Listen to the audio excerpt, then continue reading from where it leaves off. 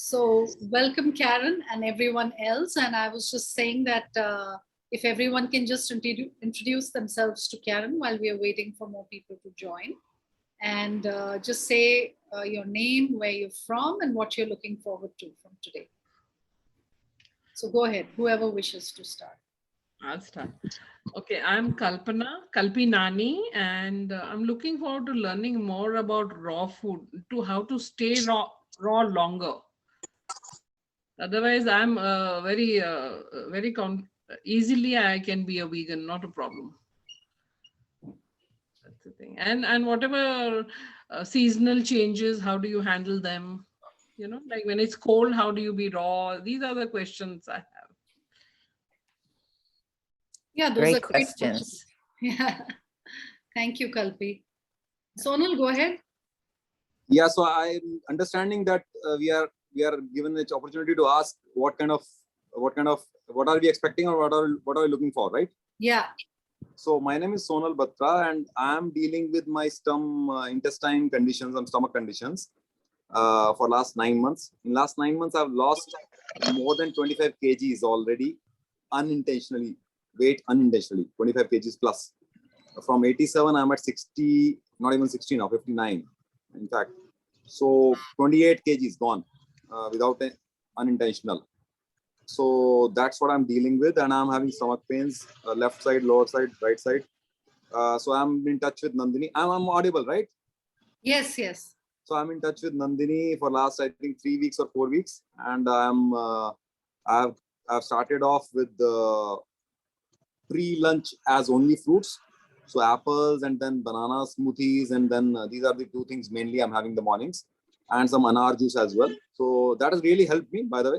Helped me in a way that my pains have got reduced to some extent, but my weight loss is continuing, and pains have got reduced but not gone away. So I'm looking forward to listening to you to find out some ways to regain my weight and regain my health and regain my stomach issues and all that. So that's what I'm looking for. Thank you so much. Okay. Shalini, go ahead. Hi, Karen. I was reading your profile, and I got to know you are a speech and language therapist and dealt with autism kids as well. And I am an occupational therapist working with children here. And often I do advise people to, go on to natural diets, reduce processed food as well. But I, even to go for gluten-free and, dairy-free diet. But I find that for some reason, the sustainability of that isn't very great. Either it's because of the cultural practice. So I wanted to know from your experience, putting children on a diet, especially with autism, when they're already so picky eaters, how can this be made sustainable? And is it like a really lot of evidence to it that it can actually cure autism? So, yeah. Thank you. I love that question. Karen, do you want me to make a note of these questions, or will you remember the questions? I've jotted them down. Okay, great. Anybody else wants to say hey before we begin? And any expectations from the session so that we can go through that? Yeah, Nandini, hi. Yeah, go ahead, Mandeep. I also have a question for Karen. So basically, there are times when I feel so cold that I'm drawn towards, to have something warm. In such cases, how does one stick to, fruits? Because in my mind, it's like I'm feeling cold, I may be wearing a jacket and I then need a warm drink. And I face this a lot, so thank you. Okay, so thank you. Thanks. Let me formally introduce Karen. She's a senior vegan health coach since 1998, an award-winning author, internationally acclaimed speaker, a trainer for aspiring health coaches. She actually trains other health coaches. She's a raw food chef and a speech and language pathologist. Her health coaching specializes in helping women with weight, hormonal and gut issues, and raising the healthiest vegan children, and healing and preventing autism. And Karen has authored 3 books: Creating Healthy Children, Raw Vegan Recipe Fun for Families, and her most recent book is Heal and Prevent Autism, Natural Solutions That Work. So she's a popular speaker for hundreds of events, and she's spoken in, of course, extensively in the US and Australia, Borneo, Russia, and Brazil, Costa Rica, Canada, UK. In 94, Karen was able to heal her 3-year-old son from asthma, chronic ear infections, and multiple allergies. She also herself healed from cystic acne, hormonal imbalances, and IBS through dietary and lifestyle changes. And due to her education and life-changing personal experiences and her passion to help others, Karen has been able to help thousands of people towards developing excellent health through simple plant-based nutrition and living. And I'm absolutely delighted and so grateful to have Karen giving her time and speaking with the membership group. There are about 60 people on the membership, but obviously the timing doesn't work for everyone. So it will also be recorded and people will be hearing the recording. And just for everyone on the group, if you can just open your videos, it'll be really nice. It's nice to speak to people that we can see. So if you can, that'll be great. And especially when you ask a question, I would definitely request you to do that. I met Karen on a group that we were part of, where we were a group of people wanting to spread veganism and raw food and all the knowledge that we have gained in our own lives and what we have learned, and sharing it with others. And I was always very impressed with the fact that she has been vegan now for what, 35 years or something? 33 years. Well, I've been vegetarian for 51 years. Wow. But I was eating a lot of dairy. And Right. so I had terrible cystic acne. So vegan. And my gut was in bad shape. Yeah. And raw But then vegan in for how long? 1989, I went vegan 33 years ago. Wow. And raw vegan? 1994.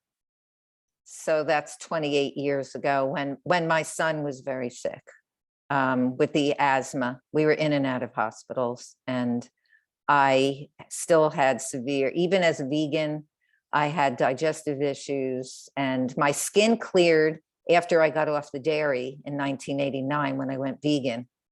But I still had scarring from over 25 years of cystic acne, and that all went away when I went to raw food.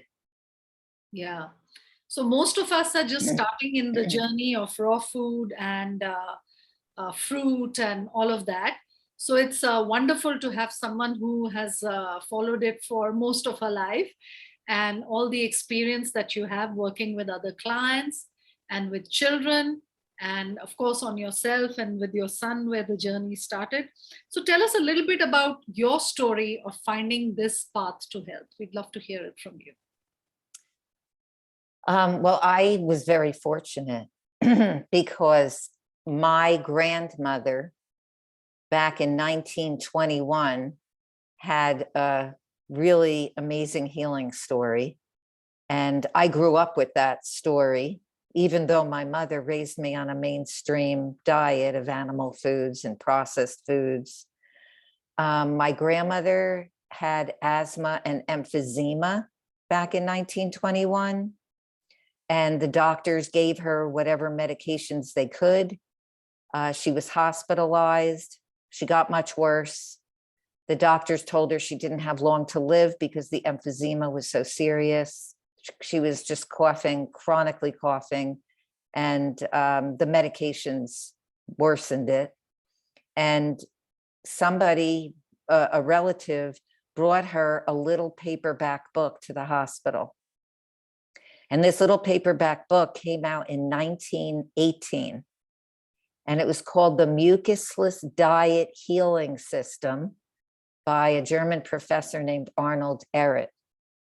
And she read that little paperback book and she said, I've got nothing to lose. I'm going to try this. Now, many people are not even willing to change their diet when they're going to lose their lives or when they're really sick. Because we're just so into our way of eating that it's difficult to make changes. And as Margaret Mead said, it's easier to change your religion than to change your diet. And that rings true for many people. And so for my grandmother, the reason that she was so motivated to change was because she was a single mom and my father was only 4 years old.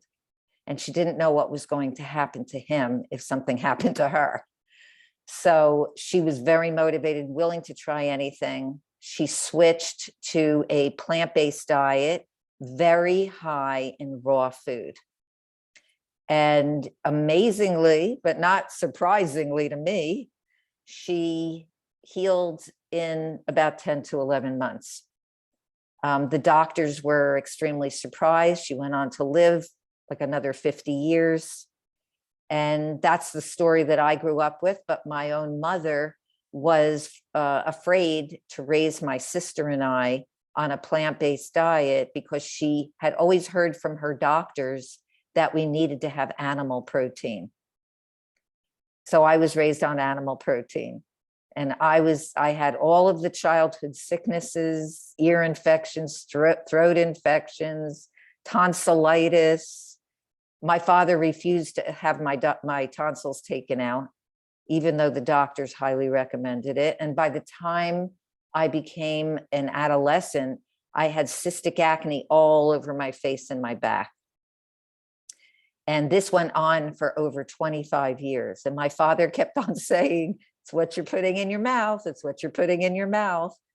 But I didn't want to listen because nobody else was doing what my father and grandmother were doing.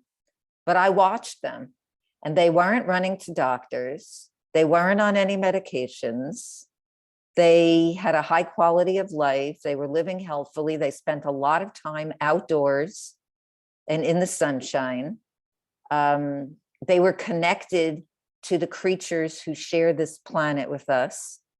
And the reason I went vegetarian at age 17 was because I watched my father and my grandmother take every little insect outside in a tissue, while my mother was swatting all the insects with a fly swatter and killing. And I noticed this very different connection with, the fear that my mother had of even the tiniest little creatures and the respect and love that my father and my grandmother had for every little tiny creature. And that became very important to me to also connect with. And so at age 17, I switched to vegetarian, but I didn't get healthier. I was still eating a lot of dairy for many years, for decades. I was eating loads of dairy and my cystic acne got worse and worse. And it wasn't until later on when I started having my kids, and I'm just saying that I need to charge here so that I had enough battery. But let me just finish this one statement that I saw that when I started having my kids, I wanted to have healthy children. And I knew what was the way to go. My mother at age 57 was told that she would feel younger again if she had a hysterectomy. And my father said, why would you have a hysterectomy? You don't have anything majorly wrong with you. But she listened to this doctor because she couldn't keep up with my father when they went for walks. And my father said, you don't get a major operation for minor symptoms. But doctors often recommend these kinds of surgeries, and sometimes for not very good reasons. And my mother had the hysterectomy. It triggered a heart attack. And 5 months later, she was gone at a very young age. And I was really shocked. And that sparked my passion to research and to spread a completely vegan message. And that's when in 1989, I went to becoming a vegan. And it wasn't until 1994 that I went to raw vegan. And that was because my son, even as a vegan, had asthma and chronic ear infections until he was 3 years old. And we went to raw vegan. And that's when I stopped all the cooked food for myself and my children, who were ages 5 and 3 at that time. And my son's asthma went away in 10 to 11 months, kind of similar to what happened to my grandmother. And so that story was very dramatic for me, seeing that healing. I'm just going to plug this in quickly. Okay. That's definitely very moving and very powerful, actually, when you see your own loved ones suffer because of, bad advice, really. Similar things have happened with my father and mother, who are both gone now. My father was a long-term diabetic and he died in 2003. So I had no idea about anything, then. And I was pre-diabetic as well. And that's when I kind of woke up. And my mother, who passed away last year, had liver cirrhosis. And when I used to go, and she also believed in her doctor, and she didn't really believe too much in what I was doing.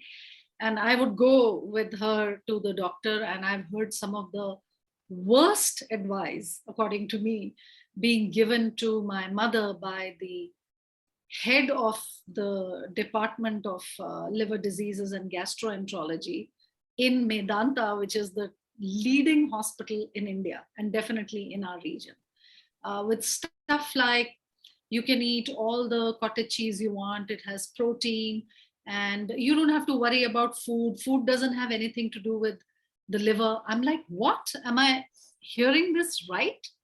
Like the food has nothing to do with the gastro system, and you guys are the head of gastroenterology departments. I mean, it was shocking. I wish I could have recorded it, like taken in like a secret microphone, but I was like, everybody hears it all the time from their doctors. So this is nothing new. And it was a shock that Yeah. a doctor would recommend a hysterectomy to someone who's not having problems that would need a hysterectomy. Yeah. So, you have to be very careful about doctor recommendations. Yeah. And so I learned that early on, and from age about 21, when my mother died, I was just out of college. I started researching back then.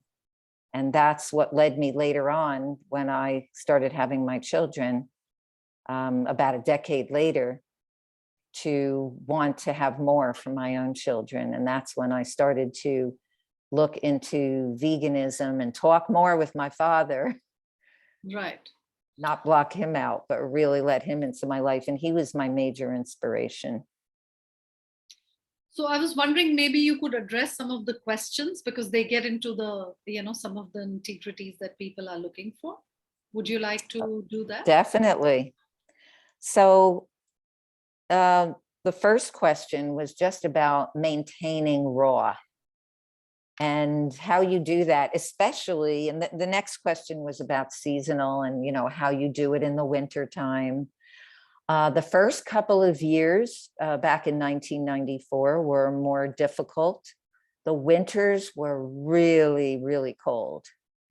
And the first couple of years, I was just getting used to learning simple recipes.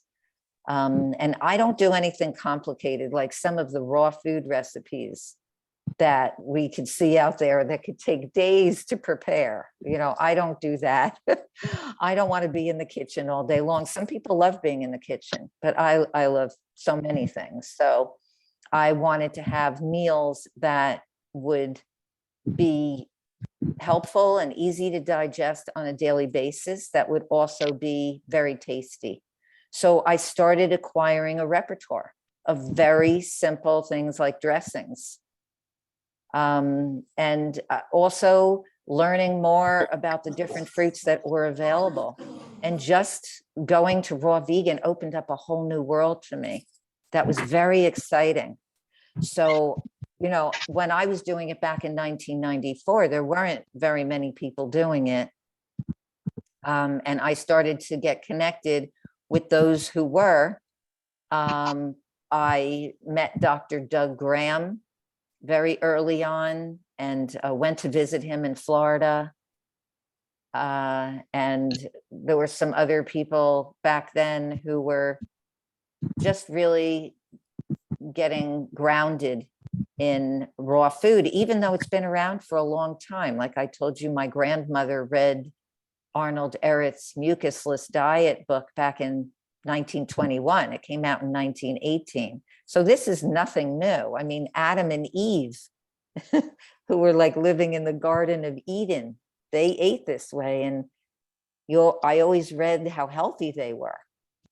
So, you know, this was for me was not, I think it's also the mindset, because if you come into this with excitement and that you're like really wanting to learn and grow, and I felt like I was going to have a very high quality of life. And as I've been getting older, it has served me more and more. The energy that I get from living on raw food in its simplest forms. And I enjoy the simplest foods, just the fruits, the way they are, and very simple salads, very easy to digest. And in the wintertime, I do not want cold food. So I take, like when I'm going to have a salad, I take my vegetables, my greens out of the refrigerator at least a half an hour to an hour before, so that my food is not cold. You know, a lot of people think, you know, we're some kind of martyrs that we just eat cold food in the wintertime, but I don't want cold food. I want to be very comfortable. So I take my food out. Sometimes I will make a warm soup in the blender. So I will just keep the blender on a little bit longer. Like I do like a kale avocado soup, which is very warming. And I will just keep the blender on a little bit longer than usual to have it be slightly warm, not hot, not cooked, because you could cook it in the blender, but just slightly warmed up. So I don't want it. So that's number one, is that I don't want to eat cold food. And then also there are foods that are warming and foods that are cooling.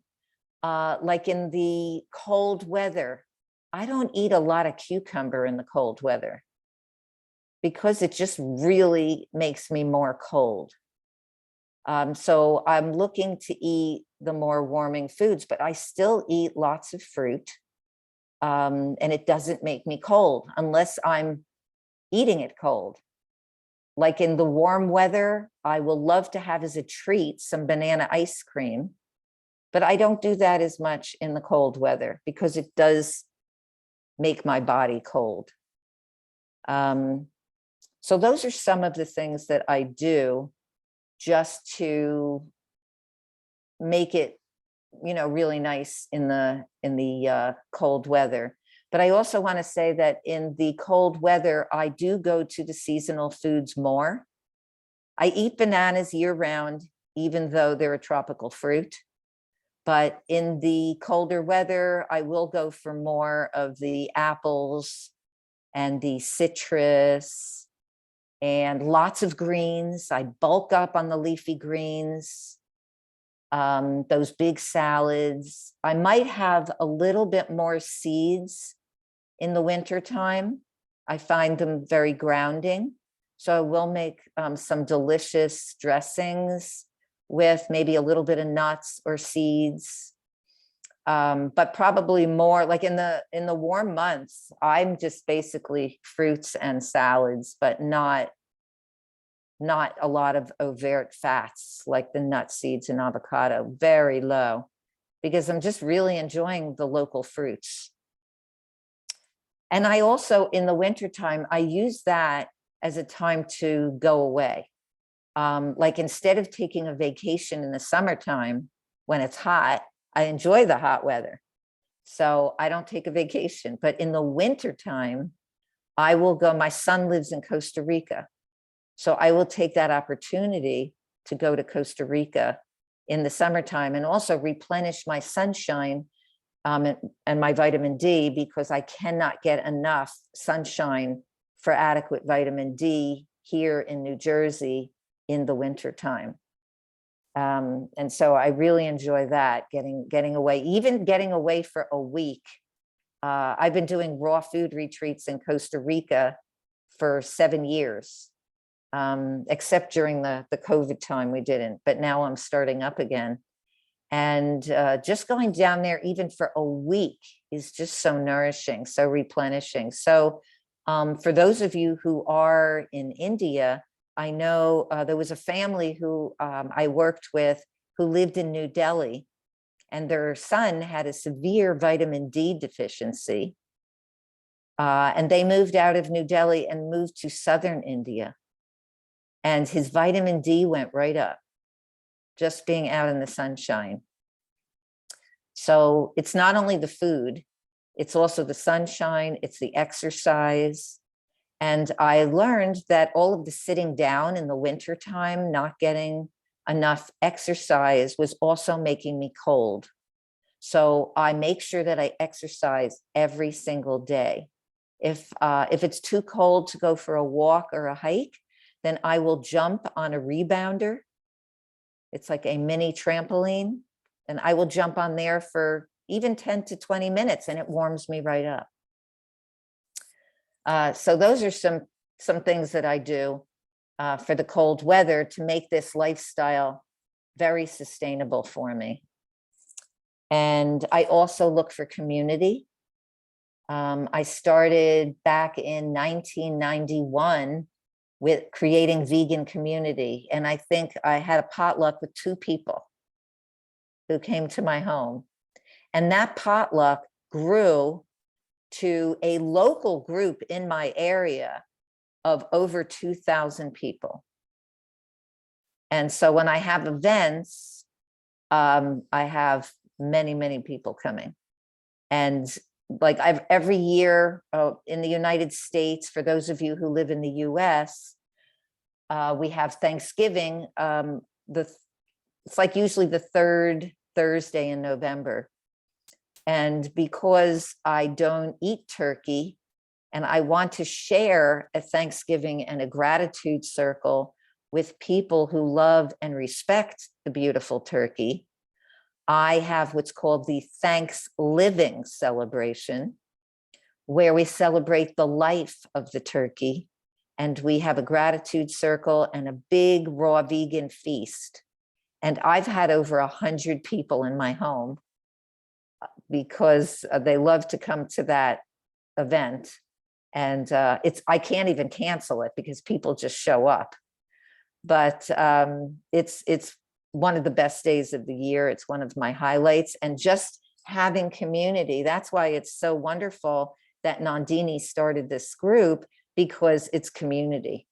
And that's really what we're looking for to spread this valuable message, is having community. And so I'm so grateful to have that. And I know even if I move away somewhere else, I will start community wherever I go. Yeah, I couldn't agree more. The importance of community is very, very strong, because, like there is a saying attributed to the Buddha, and it says that you become the average of the 5 people that you hang out with most, like the company is the most important thing ever. So I think it's so important, whether it's social media or whether it's real people around you. It's so important to surround yourself with whoever you wish to become like. This is what I say, that if you want to run a marathon, go find the people who are running every day, who enjoy running, and hang out with them. And soon you will be running a marathon. So same thing with raw veganism or veganism. On your social media, block out anybody that is eating, for some time, temporarily, if they're your friends, and if they are influencers, just find new people to follow that can actually influence your behavior and motivate you towards what you're looking for. So I think yeah, that's a really good point that you brought up about community. And I also wanted you to mention about women's hormones and hormonal health. That's something that is often an area of concern, like you spoke about, your mother's hysterectomy, and there's so much that is going around that people are not sure what to do, especially when women are menopausing. What are the changes that are happening in women's bodies? If you can just touch upon that a little bit, that Yes. would be good as well. Yeah, so women and hormonal and gut health is one of my main focuses. And I've been working with women now since 1998. And some of the changes that women go through as they get older. And there's always this talk about, oh, I'm going to have to accept all these things, these body changes that I'm not going to like when I get older. And that just does not have to be. And so I talk a lot about estrogen. And estrogen is a hormone that is very important for a baby to grow very rapidly. But once we get older, we don't want to have all that estrogen, because that estrogen in excess is connected with all the chronic disease. And so sometimes when somebody gets something like cancer or is diagnosed with cancer, they're shocked. They think it's something that happened to them suddenly, but it is years and years of accumulation of estrogen. And all of that estrogen hormone, it's toxic to the body for both men and women. And for women, it's very connected with breast cancer. For men, it's very connected with prostate cancer. And so we want to be really mindful of what we're putting into our bodies that creates all that excess estrogen. And the main thing that causes excess estrogen is animal food. And one in particular that causes the most increase of estrogen is dairy. So the milk from a cow is meant to make a calf into an 800+ pound animal. So that's where all of that weight gain comes from. And especially as women are getting older, they start getting that visceral fat around the midline. And that visceral fat can be very difficult to get rid of, especially if we continue to put in all of that estrogen. The estrogen also increases cortisol in the body. Cortisol is another hormone. It's a stress hormone. And so even eating animal food causes stress on the body. It's very difficult to digest. It puts stress on the liver and the kidneys. And 70% of the calcium gets washed out. And that's why countries like the United States, Switzerland, Scandinavia, those countries have the highest rates of osteoporosis in the world. And the reason is the dairy products. So those are some of the most important hormonal things that are going on. But even emotional stress is something that women are dealing with as they're aging. And the emotional stress also causes an increase in cortisol, the stress hormone. And in my books, I even talk about it for children, because after a baby is born, a baby should be held against the mother's skin, because that skin-to-skin contact reduces cortisol and it increases the love hormone, which is oxytocin. And so touch is very important, especially for babies, but also for adults. And that's why it's so important to have people around you and community that you share your love and your lifestyle with. Even during stressful times, we can create community. Like I had live courses. I do a lot of live courses where people come to me and I share food. I do a 5-week raw food coaching and recipe program, and I could no longer do it during the whole COVID situation. And so I brought my classes online so that people could still have community. So these are just some of the hormones that affect us the most. I emphasize the estrogen because once the diet is changed and the high estrogen animal foods are eliminated, everything changes. And our hormones get in balance. The gut health and the hormonal health is very much linked together. Getting outside and getting that important vitamin D from the sun. Vitamin D is very connected to hormonal health and the thyroid and hormones. The thyroid is a very sensitive gland. As a speech pathologist, I know the thyroid well. Our thyroid is very important. And if we imbalance it by the hormones that negatively affect it, we will not have good thyroid function. And that's when I see people who have chronic fatigue, who are very cold all the time. Like, I am not cold in the winter. The first 2 years I was just adapting to a raw food lifestyle, but after the first 2 years, I am not cold. I think I'm warmer than most people. And I do exercise as well, which is important to warm up. And exercise is also really important for hormonal imbalance, as is a good night of sleep. And so many women, as they're getting older, and I too, I had insomnia for many years. I could not sleep. Some of it was related to hormonal, especially early on when I was eating dairy, a terrible insomnia. However, a lot of sleep is related to the timing of what you're eating and when you're eating during the day, because the body has a certain circadian rhythm. And if you go out of that rhythm, it can throw off your sleep cycle. So I learned that, especially not to eat at night.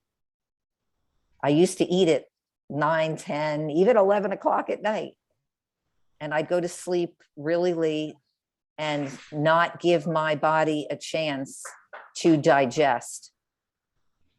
And so that's really important as well as we get older. And symptoms like hot flashes. I see a lot of women who have severe hot flashes along with insomnia. And so much of this can be cleared up through a healthy, well-planned, whole food, vegan, and raw food lifestyle. So what time would you recommend eating the dinner? I focus on eating at like 4 to 5 o'clock. There are days when I have no choice but to eat a bit later, but I don't eat later than 6 p.m. And then you don't eat anything at all for the rest of the evening? No. Till next day. And if you do want anything at all in the evening, it must be like a piece of very watery fruit. Something that digests quickly. That's not going to be digesting while you're sleeping. Because the goal of sleep is to be re-energizing the body.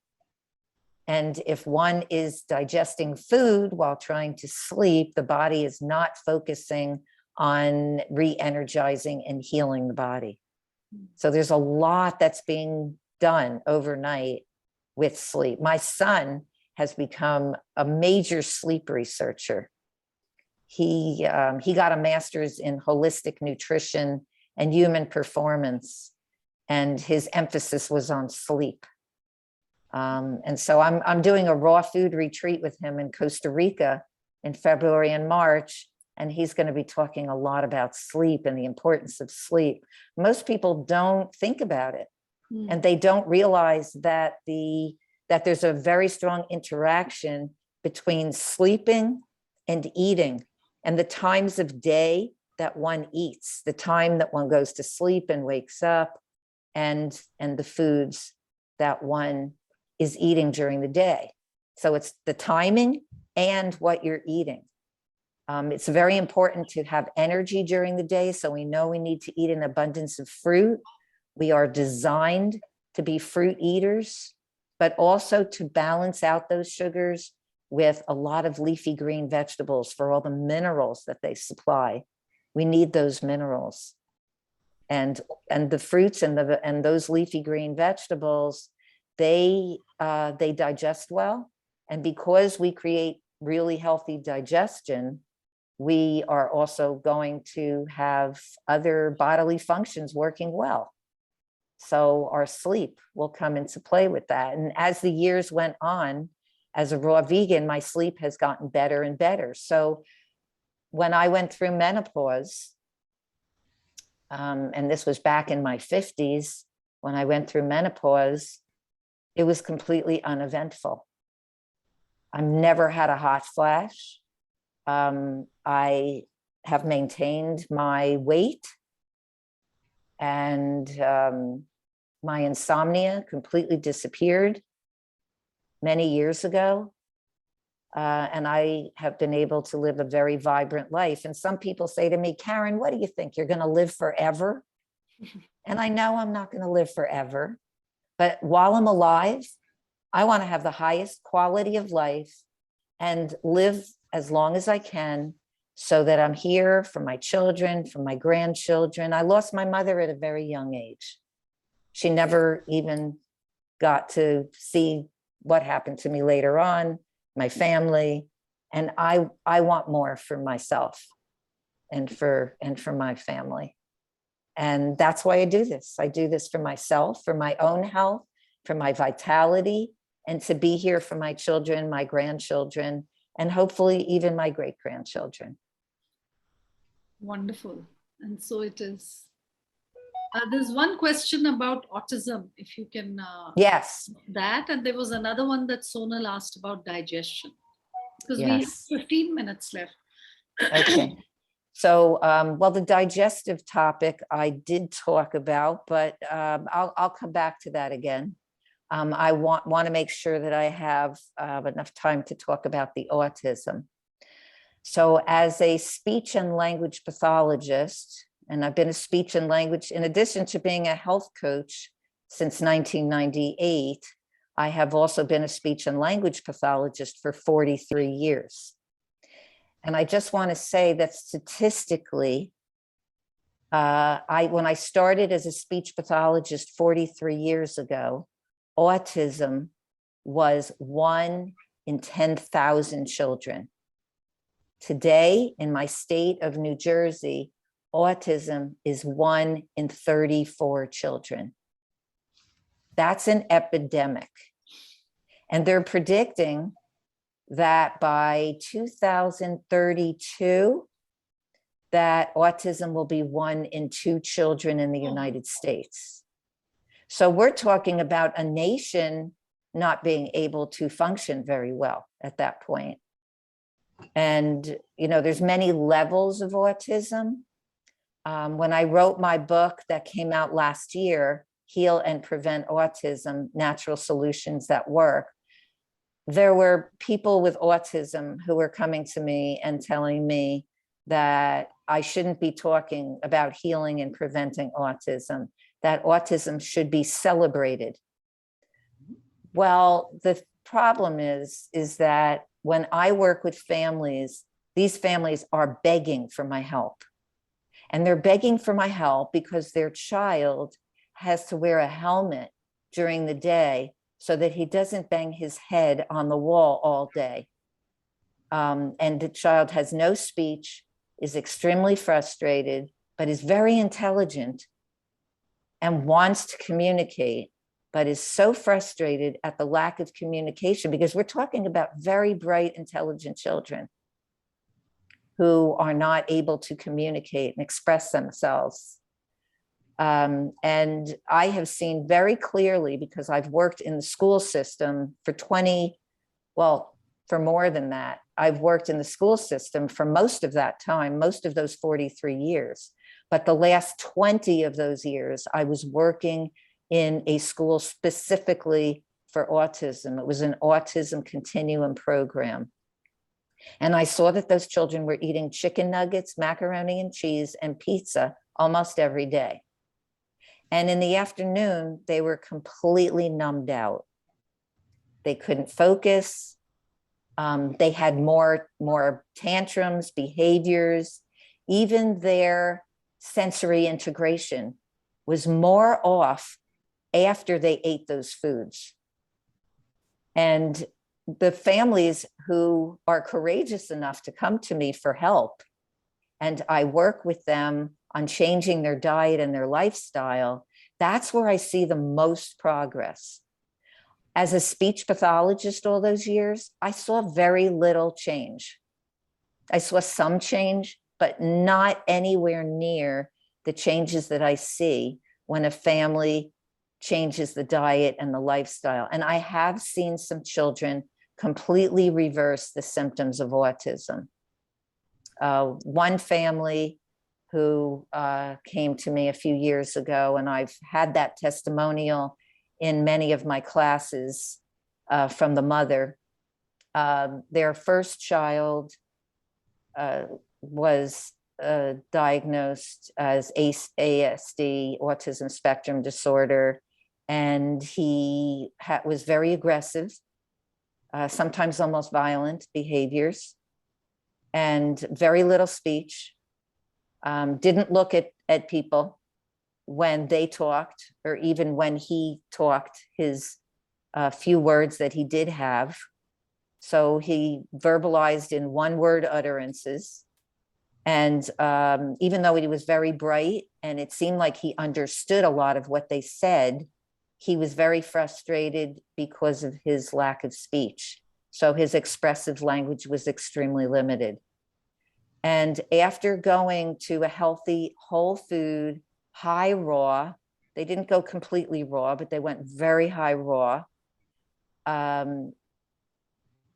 She was just so excited because over time, and I worked with this family for 6 months, and then they came back to me later again, just to maintain it. And the mother felt that the reason that her first child was diagnosed with this autism was because she ate so much fish during her pregnancy, which she did not do the second and third pregnancies. And fish has a lot of mercury in it today. And she was quite sure that was her intuition. And I felt, I listened to my parents when I work with somebody. If they're telling me that, I feel that they are right on it.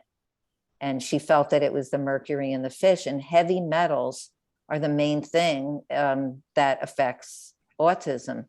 The increase of autism today is heavy metals. So, and there's heavy metals in food, there's heavy metals in medications, there's heavy metals in shots. So there's many things that parents are looking at today if they are open to going to that place and making changes. And through this family getting on the same page, the parents getting on the same page and understanding that they could make progressive step-by-step changes in diet and lifestyle for their family, that they could see changes in their son, which they did. And their son started to communicate with them much more. And it happened gradually, but then it came to a point where they were really thrilled that he was looking at them. He was interacting with his siblings like he hadn't before. He was also playing interactively with other children, whereas before it was only parallel play, where he was playing next to them, but not interacting. There was suddenly interacting. And the mother also stressed that one of the aspects that was the most important was that he was now calm, that this way of eating was creating a calmness internally in his body, and he was no longer acting out. And his speech also started to increase. And so these parents became very attuned to him.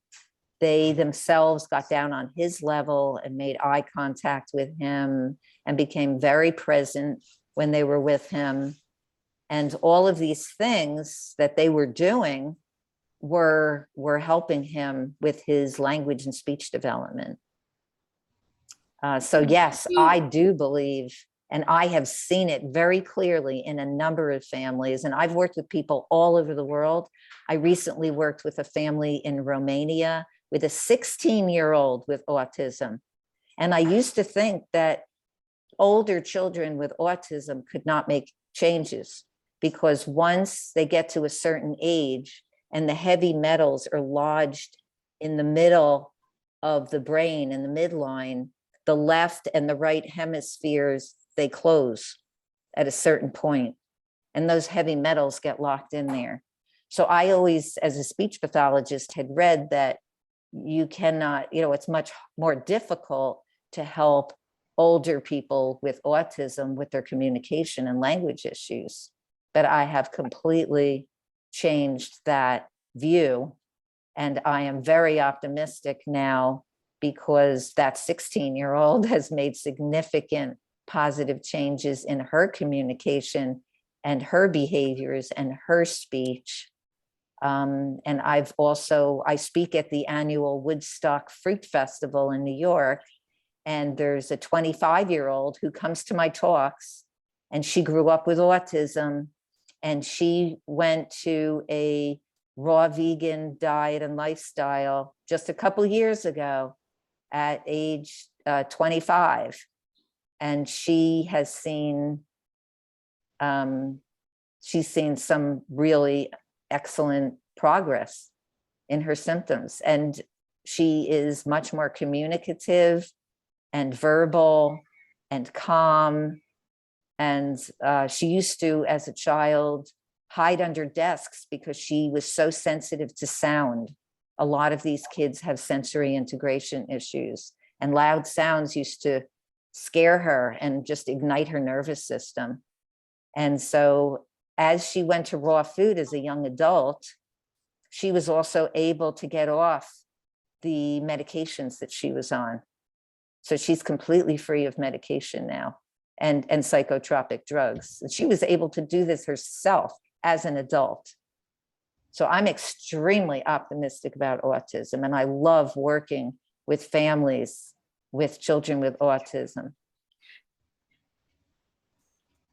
That's really remarkable. It's amazing. Shalini, do you have any other questions or follow-up or clarifications before we move on? Yeah, I completely agree with Karen, because the amount of autism that I have seen in my last 20 years of practice is phenomenally increased in India as well, where we used to get, maybe one child out of 50 children. Now every other, and it's something that is very scary for the coming generations that we are thinking about.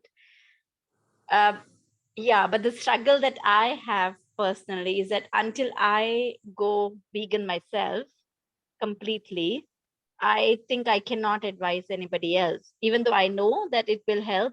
So I'm kind of in a dilemma that, should I advise people if I'm not doing it 100%? And I think if you're on that road and yes, that you are already understanding the principles, the belief system, the health factors, as you're getting more and more information, I feel like it's our role to spread it. And especially as professionals who are out there working with these children and wanting to help them, I think we're in a key position to be able to do that. And that's the reason why I wrote that book. Some of the other speech therapists at the autism program where I was, they were not vegans. I was the only one. But through what I was doing, even in the school, those people started educating the parents who they were having conferences with. And so even though they were not completely vegan, they were going in that direction. So I would cheer you on to integrate it into your work for sure. Yeah, because, I feel that ethical dilemma that if I'm not following something, how can I advise somebody of that? So, but I do give it as an option, to say to them, try it for 3 months and see if you can see any changes. And often the gut issues, for children, because a lot of them are constipated. Oh, that's right. Yeah. So I think the gut issues definitely gets better. That's the first thing often that you'll see, because 90% or more of those children have gastrointestinal disturbances. And that's often the very first thing in my clients, is that they see that their child or themselves, if I'm working with an adult, that their digestion is better. Like no longer do they have constipation. And that's the first sign of healing, is in the gut. And the gut is very much connected with the brain. There's a very strong gut-brain connection. And once we start to eat these foods that are highly digestible, then the nervous system, the neurological system, they all start to have healing. And that's why I'm seeing all these remarkable changes in these kids with the families who have come to me to work specifically on this. Yeah. And it's interesting because yesterday only I met a mother whose son is 6.5 years old, and the family eats meat, but she and he's nonverbal, or very limited communication. And she said he just doesn't want to eat meat. And I said, so let him be, you don't force him down his, throat to say that you should eat meat. And I said, and he is choosing what probably feels right for his system. So that's right. And often, that's a right. lot of these children do, but I think it's because they can't say that I don't want to eat it. So I'll be probably more pro at it now. And I'm looking forward to read your book to get more confidence in, saying that to the other people. Yeah, so there's a lot of really good information in the book, and recipes also. Okay. Very simple recipes for families to use. Yeah. Thank you so much. Thanks. Do you have a copy of the book handy to just show on the screen? I don't have the autism book. I actually the Woodstock Fruit Festival was a couple of weeks ago, and I sold out of all those books. They just went the fastest. So I just ordered some more. So I don't have any here. So I do have to see whether it's available on Kindle or Amazon in India. It's on both. It's in Kindle. I think the paperback edition is quite expensive in India. Okay. The Kindle is better. Reasonably priced. Yeah. I just checked it today on Amazon. Okay. Yeah. So this is my book, Creating Healthy Children Through Attachment, Parenting, and Raw Foods. And this book has won many awards. This is my baby. This is my main book, Creating Healthy Children. It's gone all over the world. And that's why people from other countries have come to me for many, many years because of this book. But then the autism book, also now up on Amazon. And then this is my recipe book, Raw Vegan Recipe Fun for Families. And this is a family who came to my workshops. This is not my family. I wanted to put them on the cover because they have loved growing their children on raw food so much. And my family is inside the book. That's my family. And in fact, I put a link to a document Karen has shared on her website, some recipe download as well for children, right? There was some link that I put. Yes, yes. So actually, if you want to see the book and you have a minute, I could share the picture of the book. Sure. Yeah. So let me just. And just a little reflection while you're finding it on the thing. And I think, what you said about the touch of the baby and the mother. And I Yes. know that my son, as soon as he will have, when he's ill, and as soon as he will touch my tummy, he can, immediately relax and go to sleep. So I think it's the touch to touch contact that you were saying, and it still works, after a few years after the birth as well. Always. In fact, when I am talking to parents and they have not touched their child very much, like if their child is always in a playpen and they didn't hold their child very much, or didn't breastfeed, I always say start now. Whenever it is, you can start. Even a 15-year-old child will love to be touched. So let me just see. Somebody's asked for books about veganism. I would actually recommend, if you want a movie which really tells you about the animal suffering in the world, I would highly recommend watching Earthlings. It's on YouTube for free. Earthlings. Anybody who's interested in the subject of veganism. If you want to know about the health aspect, then just watch a film on Netflix called What the Health. And if you want to know about the environment and link with veganism, you can watch a movie on Netflix called Cowspiracy. Monica, this is answering your question. Sonal, why don't you go ahead and ask your question, like whatever you think is not answered again. Sonal is asking about his digestive issues and his extreme weight loss again.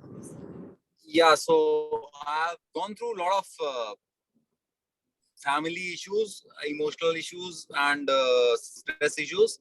I've got some deaths in my family. My mother and sister expired, so stress has come up in my life in a big way in very short period of time. As well as I had some digestion issues which got worsened with the stress. So I lost some 27 kgs of weight in the last 9 months, and I've got a lot of stomach pains, and I had some sludge in gallbladder identified, and some I don't remember the name. Some prostate is also enlarged, and one more issue is there. Intestine. There is some. I don't remember. Nandini, do you remember what is it called? That diverticulum, multiple diverticulum are there. So these are the issues, medically speaking, these are the issues I'm having.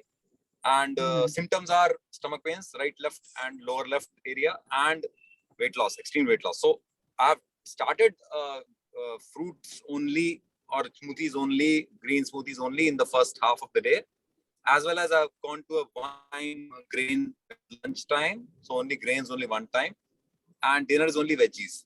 So that's what I've shifted to, but they are cooked veggies, they are not raw. So that's what I've shifted to over last 3 weeks or so.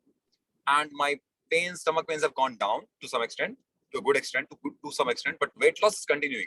So I'm a bit concerned about my weight loss, and I'm seeking your advice. How do you see it, and what do you want to say? How do you advise me? Thanks. Yes. So I think you're on the right path for your health journey. I often take people in steps.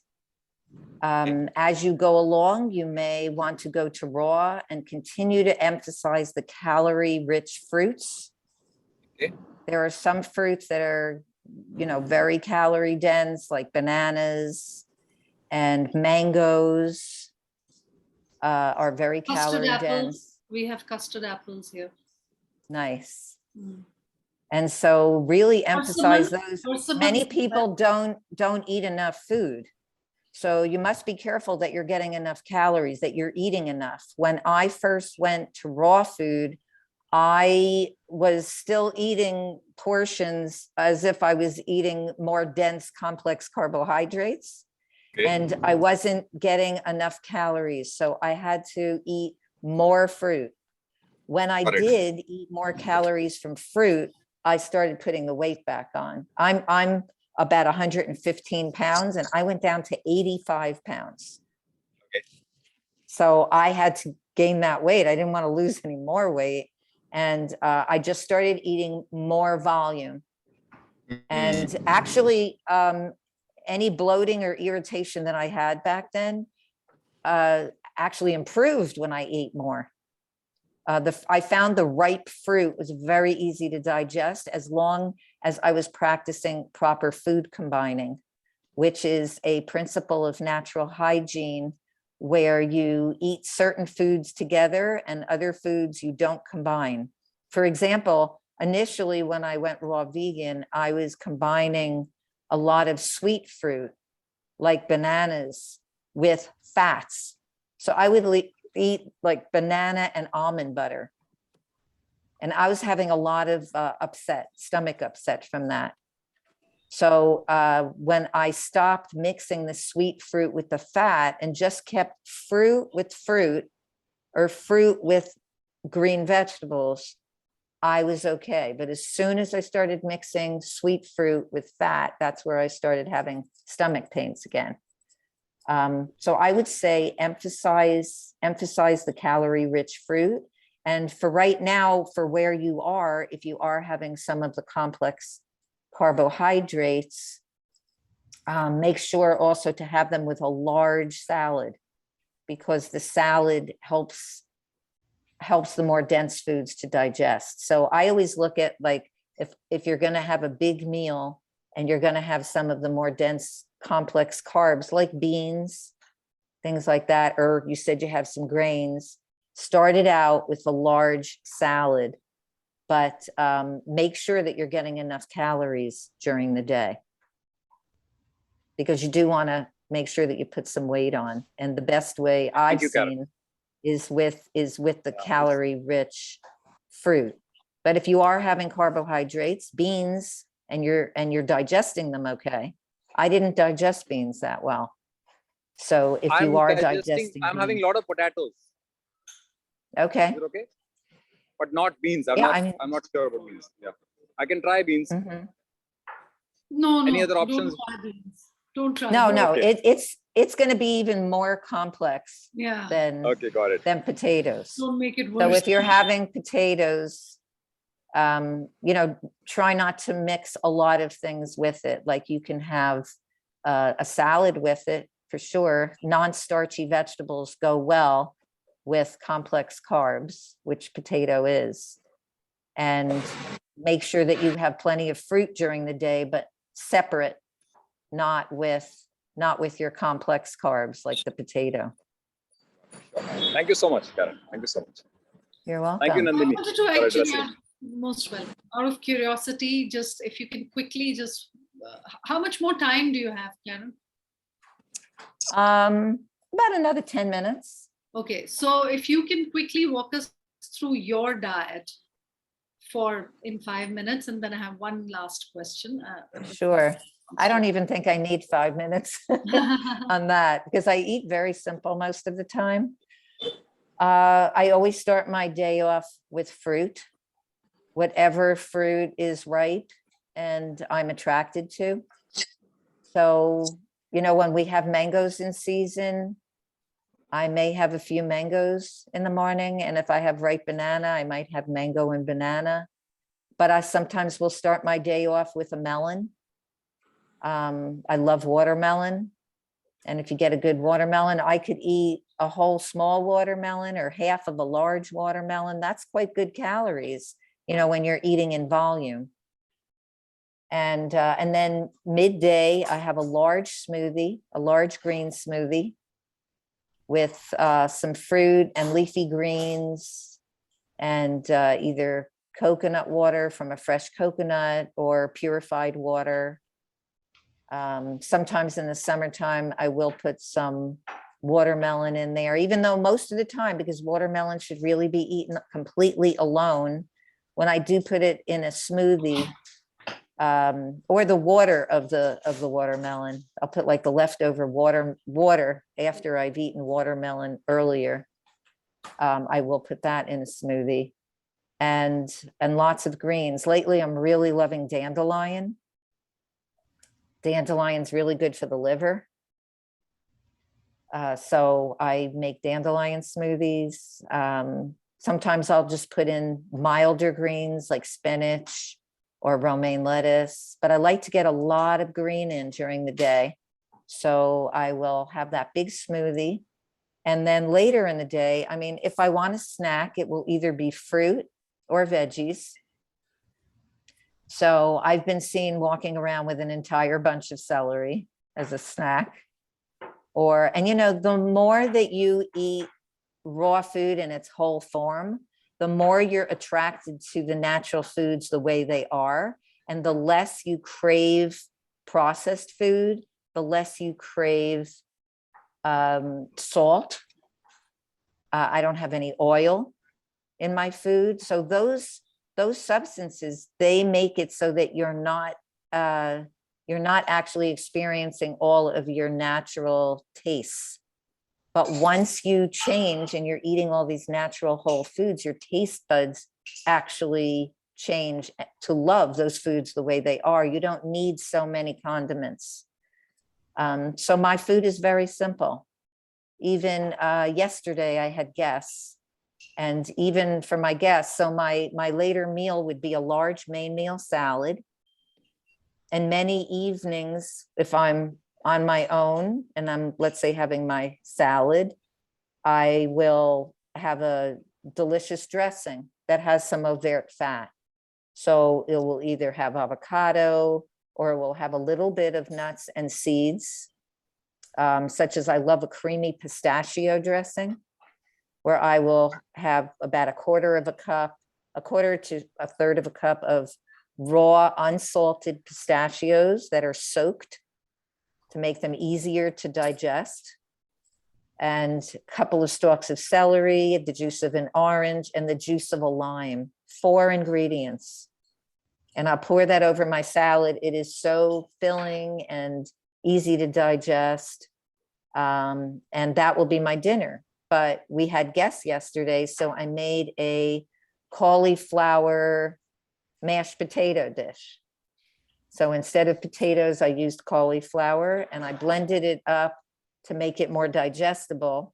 I mashed it in a food processor, and I added a small amount of hemp seeds, about a quarter cup of hemp seeds, and a couple tablespoons of lemon juice, where I squeezed the lemon right into it. And then I took that mixture, put it in a bowl, and took a handful of sliced mushrooms and put them in the dehydrator for like 45 minutes, just to dry them a little bit, and put those and some fresh peas that I had, which I also dehydrated for a little while, in the dehydrator, and mix that all together. Everybody loved that. My guests loved it. It was creamy. It was satisfying. Had no salt, didn't even really have any seasonings in it other than lemon juice, and was extremely satisfying with a large salad and a separate bowl of arugula. And when the guests came, the appetizer was 2 bowls of red grapes, which were sweet and delicious. And they loved it. They loved it. They were full. And they even said to me that they were so surprised at how satisfied and full they felt from that meal. Amazing. So that's just a sample day. Thank you. And what's the one thing that you wish everyone knew about health, about creating abundant, optimal health? Oh, there's so many things. And that's why I'm so passionate about education, and to really go everywhere I can to educate. And I have a talk this week that I'm doing for New York University Nursing School program, which I'm really excited about, because at the NYU Nursing School program, they are starting lifestyle medicine there. Wow. And they are creating a plant-based meal plan. I just did a video on it. I met them. They came to the Woodstock Fruit Festival, the professor of NYU with her 2 nursing students. And they were so excited because that's where I went for graduate school, to NYU. So that's my alma mater. And they were really excited to bring me there. So I will be doing a talk for them on vegan nutrition.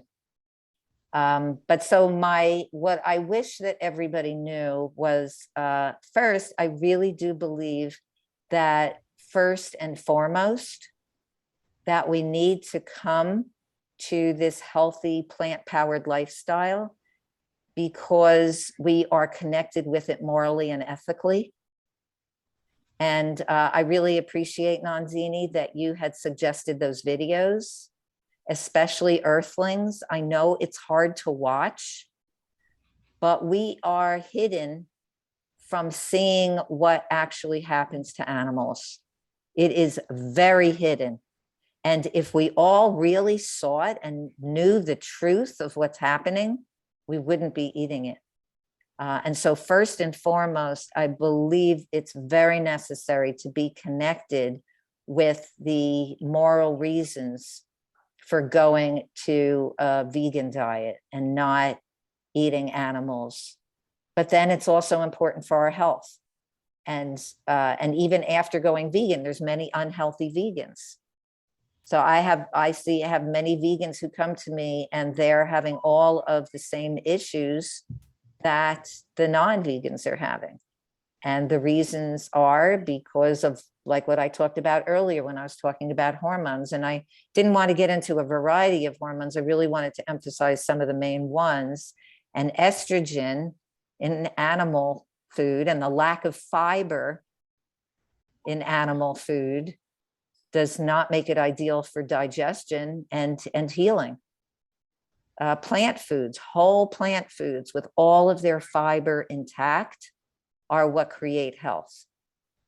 And that's the way that we're going to have health moving forward. And it's the way that we're going to stay with plant-powered nutrition is by living a healthy, whole food, plant-powered way going forward. And it takes time. Like sometimes people want to see the results in 2 weeks. And so if you've been eating a different way for your whole life, and then you only give it 2 weeks, how fair is that? Like that's not giving it a chance. So I always ask people to give it a much longer time period and be patient with the process. So those are my tips for moving on. Thank you. And I just wanted to show you, way. Karen, these are the 2 whole food plant-based cookbooks I have written. This is available in Amazon US. And this is most recent. It's all Indian recipes. Also, again, whole food, plant-based and gluten-free. But of course, these Lovely. are a lot of cooked recipes because that's kind of the starting point for most people. So Definitely. it's a transition. But it does have a lot of raw salads and fruit stuff as well. So, yeah, and I also wanted to say that I have a free Facebook group called Plant Foods Weight Loss, Hormonal and Gut Health. Can you put a link to that, or I can send it to me? I'll share it with, they're all on a WhatsApp group. I can share it with them. Yes, I will send it to you. And if you Google that, it should come up, but I will send you the link, Nandini. It's also on my Facebook page, my profile page, Karen Ranzi. The link is on the side, on the left side with my bio, the link to the free Facebook group. And in that Facebook group, I give my free ebook called the Hormone Boost Plan.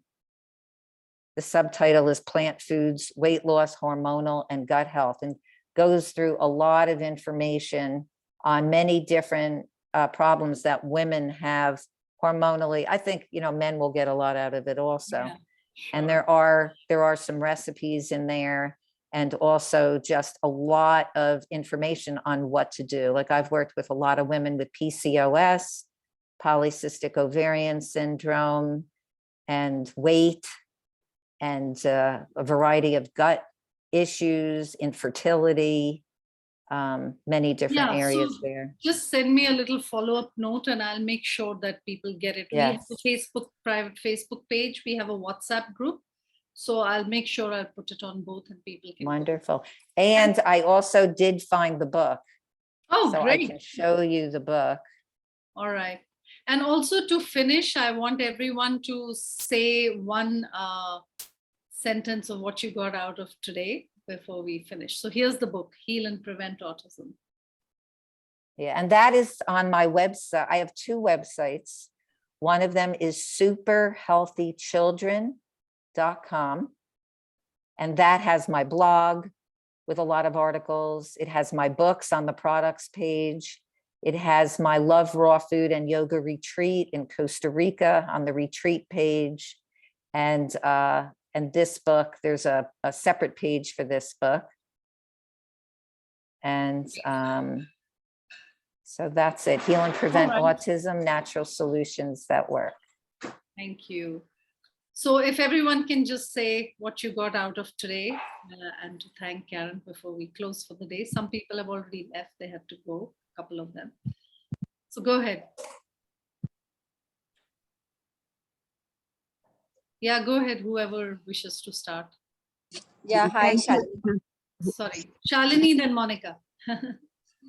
Hi, I think I got the confidence from Karen, to say that some of the severe kids whom I sometimes, have no hope in some ways. I do think that, they can try through the diet and probably be able to see some differences in their lives, especially the lives of the parents. So I'm definitely gonna give it a word of this to all the kids that I see. Yeah. So thank Wonderful. Don't wait to change yourself to give that advice. You already know it. And while you give it, maybe you will change. I had that ethical dilemma that, if I'm not practicing, how can I preach it? So, but I will try. Sometimes it's both ways, so it's a transformation for for them as you. That's right. And while you're doing it, you'll experience the changes as well. Exactly. Yeah, because I've had bouts of, where I will be vegan for some time and then I'll go back and start. And then, it's a curve. Watch Earthlings and get into the ethical and moral imperatives of veganism. Then you can never fall off the track. We can have a discussion. That will be continuously motivating. Yeah, I have watched. I know somebody who's very good with that. It's very difficult to watch that movie. I have watched, and you have to watch it. You can't not watch it and continue to eat. The only people who are allowed not to watch it are the ones who are completely vegan already. Go ahead, Monica. Dr. Monica. Thank you so much, Karen. Thank you so much, Nandini, for this amazing session. And you are live examples. You are walking your talk, and we get to learn so much. Earlier, I used to think that these things are not sustainable, or maybe we are not able to continue it for a longer time, and these are just food fads or what. But this is something which is amazing, and I will definitely learn from all the books you have written and apply them also. Yeah, and thank you so much. Thank you. Thank you. Anybody else? Okay, I'll go now. Go ahead, Kalpi, then Shelly, then Maha. So thank you so much, Karen. What I learned is that to stay warm, to stay raw in the cold season, one needs to exercise. That's a brilliant idea. Like, I go off and on of exercises, but now I think I should do them daily, so I will feel warm. Yes. And I thank you very much for your books and your work and this interview as well. And I would love to read your book, How to Raise Healthy Children, because I have 3 grandchildren and my children are stuffing all kinds of dairy and non-veg into their mouths, and I feel helpless, but maybe that just have the book around. And I think on Amazon that you can get it in India. Yes. If you cannot, because there are some countries where sometimes it's difficult to get a book from the US. If you cannot, you can just message me. And I have a couple of emails where you could message me, Karen@superhealthychildren.com, which is one of my websites that I showed you where my books are, superhealthychildren.com. And the other website is feelfabulouswithfood.com. So you could email me at Karen, Karen @feelfabulouswithfood.com. If you try to get a book and you have a problem. Creating healthy children, I have like 2,000 of them in my garage of the third printing. So I also send them out to people who are not able to get it online. No, it's nice to catch them young. The younger they are, the healthier they will be longer. So that makes sense. Like I went vegan at the age of 63. I'm 70 now. So 7 years. Yeah, I've been vegan 7 years. I wish I knew better, but anyways, thank you so much. I was, I was 40 when I went raw vegan, and I wish that I knew more about that early on. And when I went vegan, I mean, I had been eating dairy all those years and had that cystic acne all over my face. It was so painful. And I used to cover up with these heavy creams and it didn't even work. And I was just wishing, when I found out, my cystic acne healed in 3 months after getting rid of dairy when I went vegan. I wish that I had known that all of those decades that I had this really painful, agonizing skin condition. So, we just have to be happy that we find it when we do. Yeah, and I have been a vegetarian all my life. I have never eaten meat, fish, chicken, eggs ever. And still I had health problems. And after going vegan, I have no more thyroid issues. So every year I test myself. I got off all my medication. 7 years I have had no medicines, no allopathy, a little bit of homeopathy. Fantastic. Yeah. Fantastic. Inspiring to have Kalpi in our group, actually. Shelly, go ahead. I want to thank Nandini, you and Karen for an amazing session. It was really amazing and motivating to listen to the really living examples who have been raw vegan for so many years and been with so many people and so many testimonials to see how raw vegan really helps, because we are not really doing it, and then after listening to these talks one really gets motivated that why, after even having the knowledge and we are not following it, then we are at loss. Even being in such community, and then we fall again back to that cooked and that oily and that greasy foods, and it is really motivating to listen to. Thank you, Nandini, for really having these talks, and it was very good. Thank you so much. Thank you. You're welcome, Shelly. Maha, that's the benefit of support. Yeah, definitely. Maha, do you want to say something? Yeah, sure. First of all, thank you very much. First of all, to Nandini for organizing this session, and to Karen, I mean, very powerful stories. Thank you so much. I mean, there are a lot of some very great insights. A lot of them I know, but it's a great reminder. It's a great thing to always hear it over and over again.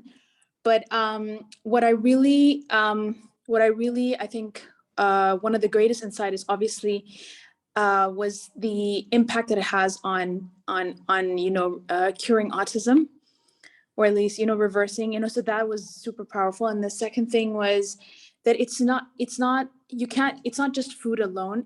It's done holistically along with with sleep and with the emotions. And so it's and I think that was super powerful, that it's